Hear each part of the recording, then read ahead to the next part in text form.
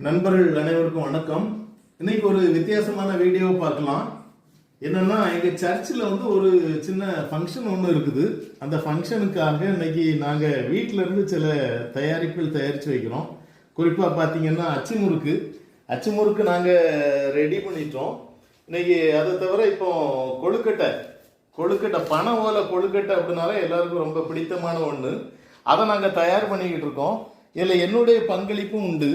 நான் வந்து என்ன அப்படின்னா, இதில் அரிசி மாவு, அந்த எள்ளு, சீனி, கருப்பட்டி கூட யூஸ் பண்ணலாம். நீங்கள் எல்லாம் அச்சுவெல்லாம் யூஸ் பண்ணலாம். இந்த மாவெல்லாம் பக்குவமாக பிசைஞ்சு வச்சு பனை ஓலை பார்த்தீங்கன்னா உங்களுக்கு அந்த கொழுந்து ஓலைன்னா கொஞ்சம் நல்லா இருக்கும். இந்த ஓலையில் மாவு எடுத்து உள்ளே வச்சு நீங்கள் கொஞ்சம் அதை ஸ்ப்ரெட் பண்ணி விடணும். மாவு பார்த்தீங்கன்னா இந்த ஓலையில் அங்கங்கே வச்சு கொஞ்சம் ஸ்ப்ரெட் பண்ணி விட்டுட்டீங்கன்னா இதை அடுத்து மூடிக்கிடணும். அதே மாதிரி ஒரு ஓலையை வச்சு மூடிக்கிடுங்க. பார்த்தீங்கன்னா ஒரு ஓலை, அடுத்து ஒரு ஓலையை பார்த்தீங்கன்னா இந்த ஓலையில் இதை வந்து க்ளோஸ் பண்ணிக்கிடுங்க. கவர் பண்ணி நல்லா கவர் பண்ணிட்டு அதை கொஞ்சம் உள்ளே நல்லா அழகாக ஸ்ப்ரெட் பண்ணி கொஞ்சம் ப்ரெஸ் பண்ணி விடுங்க. ப்ரெஸ் பண்ணால் ஆட்டோமேட்டிக்காக இது பண்ணிடும்.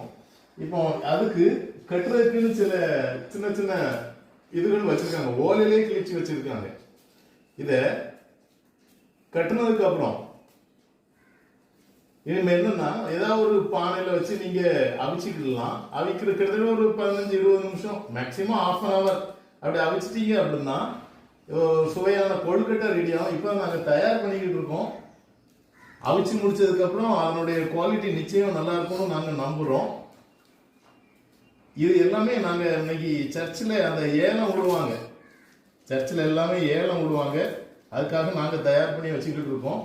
நீங்களும் முடிஞ்ச வீட்டில் சர்ச்சில் இருந்து ஃபங்க்ஷன் ஏதாவது ஃபங்க்ஷனல் சேல்ஸ் அப்படின்னா இந்த மாதிரி செய்யுங்க. அச்சு முறுக்கு நேற்று ராத்திரியே நிறையா நாங்கள் சுட்டு வச்சுட்டோம். இப்போ இதெல்லாம் தயாரிக்கிற வேலை நிறைய இருக்குது. அதனால அடுத்த வீடியோவில் உங்களை சந்திக்கேன். தேங்க்யூ.